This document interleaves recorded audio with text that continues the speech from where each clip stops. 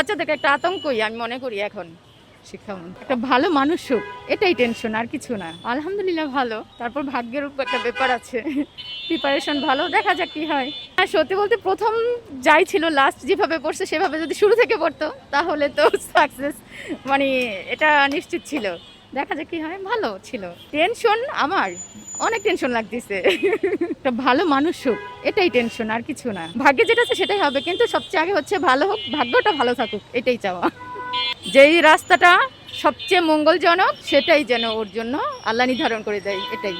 এটা তো মানে আর যত পরীক্ষা এগোচ্ছে ততই তো আরো বেশি হাঁটতে চলতে যে আল্লাহ যেন সবকিছু সহজ হয়, ভালো হয়, সহজ একটা রাস্তা যেন ওর জন্য আল্লাহ তৈরি করে দেয়, এটাই। আসলে কি সবাই তো সাফল্যটাই চায়, তারপরে যদি হয়ে যায় এরকম মেনে নিতে হবে। ভাগ্য বলেও তো একটা ব্যাপার থাকে, তাই না?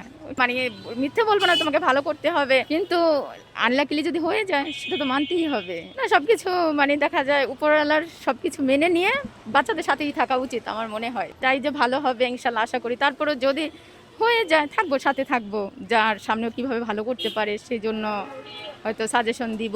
ভালো যারা তা আছে তাদের থেকে সাজেশন নিব। ভাবছিলাম চলে আসছে উনি।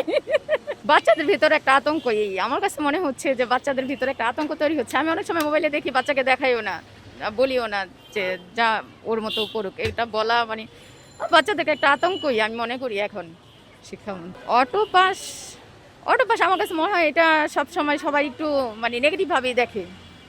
ওটা সেভাবে মূল্যায়ন কতটুকু হয় জানি না, তবে হ্যাঁ সিলেবাসে পূর্ণাঙ্গ সিলেবাসে পরীক্ষা দিবে, মেধা যাচাই করে যা আসতে ভাগ্যে সেটাই হবে, এটাই চাই।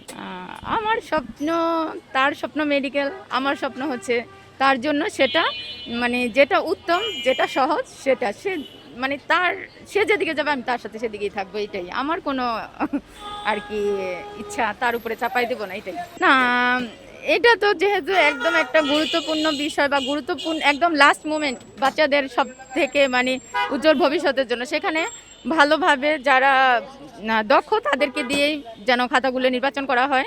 কারণ আমরা তো অলরেডি ভিডিওতে দেখতেছি যে 10-এর স্টুডেন্ট দিয়ে এসএসসির খাতা দেখাচ্ছে, এটা ঠিক না। কারণ এ তো অনেক ভালো স্টুডেন্ট দেখা যাচ্ছে ঝরে যাবে। সবাই যে মানে ব্যাক করে আসবে এটা না, অনেক এখান থেকে ঝরেও যাবে, তো এটা গুরুত্ব দেওয়া উচিত।